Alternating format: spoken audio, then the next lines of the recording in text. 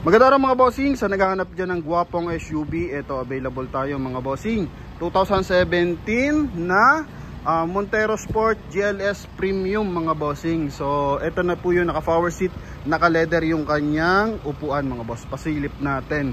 Kagandahan dito mga boss is 90% red light, all disc brake. And ito keyless entry, may signal light sa kanyang side mirror. Ito mga boss oh. So ito yung pinagkaiba niya sa mga ibang Montero mga boss. So naka leather tsaka na power seat. Okay, so yan mga boss.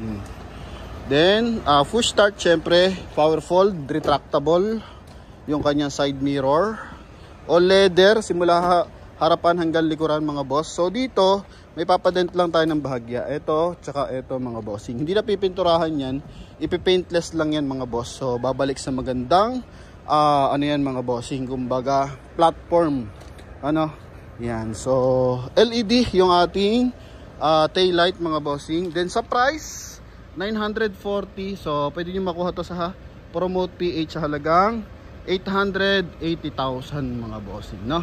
Yan, kaya kung interesado kayo dito mga boss, eto na, i-review na natin mga bossing. So goods naman to mga bossing. Yun lang, may mga konting ano lang, scratches lang mga boss tsaka dent, no? Yan, so normal naman sa second hand mga bossing, lalo na pag walang mga parking. So dito muna tayo sa ating front area, coding net is Tuesday, ending 3. So naka-projector ang headlight. So eto mga boss is chrome, yun nasa loob niyan. Din dito may chrome line din siya. Sa ibabaw naman silver accent ng front grille. Then malinaw ang fog light tsaka headlight. Skid plate, eto mga bossing, kulay silver. Yun nasa parang pinaka body kit nga niya lang to mga bossing, kasi skid plate niya yun nasa ilalim, yung pinaka bakal niya, no? Then sa side Dunlop ang gulong, 90% red light. Yan. Then chrome ang kanyang side mirror cover, may signal light sa kanyang side mirror. Then wala namang UP or damage yung kanyang step board. Chrome din yung kanyang door handle, so keyless na to. Chrome din dito yung kanyang window panel. Then sa ibabaw naman mga boss, eto mayroon na siyang roof rail na kulay silver. Pagdating dito sa kanyang door panel mga boss, kulay gray din to. Then dito polish black, leather naman to mga bossing. And dito naka leather din siya mga boss, lahat ng upuan natin. So naka leather yan. So sa premium variant lang naka leather mga bossing ha. Then naka power seat. Yan. So pagdating naman dito sa loob mga bossing, so push start yung ating unit. Okay. LED yung ating meter cluster. Mileage niya 71,128. Naka 2 din audio system na to mga boss. Yan. Ginawa na nga nila ata tong Android mga bossing, no? So clear lang natin. Okay.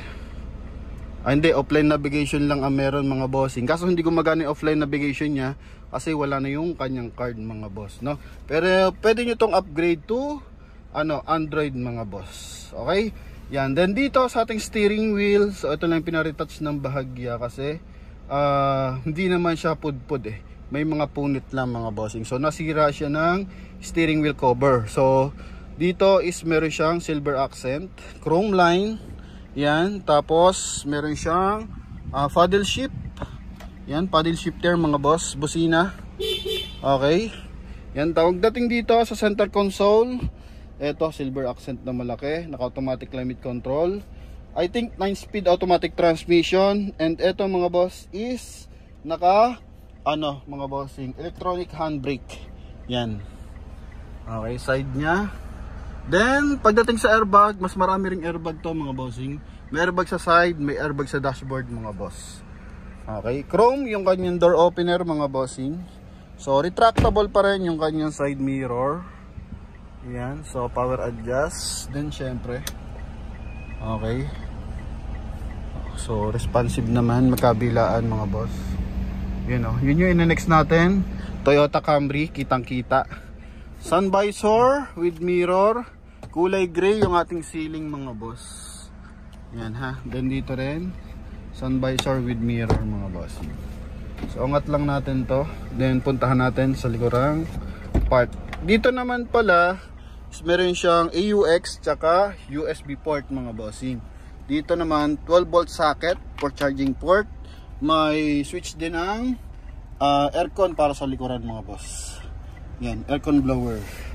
Dito sa kanyang center console pa rin is glossy type to mga bossing. Kaya ang ganda, elegante yung datingan, silver tsaka kulay black yung nagsisilbing ano dito mga bossing, kulay. Then naka ano rin to mga boss, naka leather yung kanyang armrest. Yan. So punta tayo sa kanyang second row. Ang susi mga bossing, eto. Ha? Yan. So dalawa available. Check natin pala kung dalawa mga bossing kasi minsan isa lang. So punta tayo sa second row. Eto mga bossing. Sa kanyang door panel, may ornament accent talagang kulay black tsaka kulay silver. Then chrome and leather armrest. Yan. So, dito may armrest din. Noon. So, lagay ng bottled water holder. Yan mga bossing. Ang pinaka-damage niya lang isa, yun pa. Yan o. Yung aircon blower mga boss. So, sabihin na lang natin sa dealer mga bossing. Okay, para mapapalitan. If ever na interesado kayo dito mga boss, no? Then LED tail light, wala naman siya mga basag, may dent ng bahagya. Then dito may dent din. Ito naman yung compartment mga bossing. So good for 7-seater, pwede 5-seater tulad nito mga boss. Yan oh. So yung kanyang interior mga bossing. Bahagyang gasgas sa kanyang rear bumper mga bossing. So nilalagyan kasi ng gamit, so nagkakaroon siya ng mga minor na gasgas. Pero walang bangga mga boss.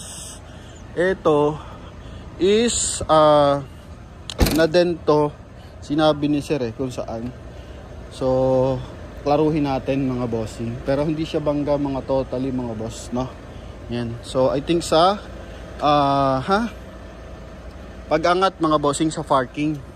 So may mga bakal yun, di ba? So dun siya nadali. Nasobrahan ng angat mga boss. Then dito, mga minor lang na gasgas mga boss. Then dito naman is leather. Yan. Okay. Front area, front passenger. Ito mga boss. So elegant to mga bossing, yung ating Montero Sport na to. Yan. Siguro pag di mapalitan yung ating aircon blower, hirit na lang tayo ng konting discount pa mga boss, no? Sa 880,000 mga boss. Pero as in, goods in and out mga boss. So punta natin yung ating engine bay syempre. Yan. Tungo tayo sa ating engine bay. Ito yung switch. So ito naman yung ating engine bay. So total hindi pa siya na-detail, pero maayos yung pagkakagamit dito mga boss. Walang basag yung mga panel, buo lahat. Pati yung hood. Yan, tsaka hindi to binaha mga bossing, 100%. So Motolite Gold, naka turbo diesel to mga boss, 2.5 liters diesel engine. So may mga markings pa siya. Yan. So aling record niya mga boss, I think 61 ba or 55,000 or 56 pala. So yun mga boss, i-clear na lang natin yun. Pero may kasa record siya hanggang 50,000 mga bossing, no? Kaya sa ating mga boss na interesado dito sa ating Montero Sport na premium variant, so isa lang to mga boss. Doon nakarang may naghanap sa akin ng Montero. So congrats na agad kung sino mauna dito mga bossing. And sa mga interesado, tawag na po mga boss. So comment mo naman kung nagkakaidolo ka sa Montero. So comment mo kung saan lupalop ka ng mundo nanonood mga boss. Thank you very much and God bless. Bye bye.